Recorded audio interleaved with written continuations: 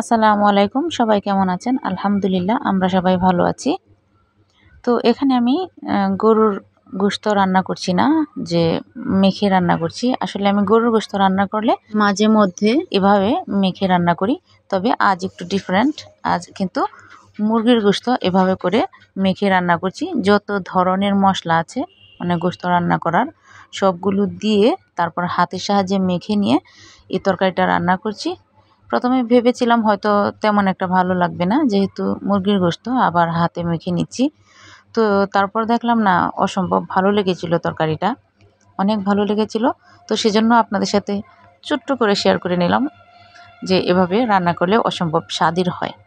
এই তো এভাবে মেখে নিয়ে আমি গোশতটাকে কষিয়ে তারপর হালকা করে ঝোল দিয়ে দিয়েছি। অনেক মজা হয়েছিল আসলে, সেজন্য ভাবলাম যে আপনাদের সাথেও শেয়ার করে নিই।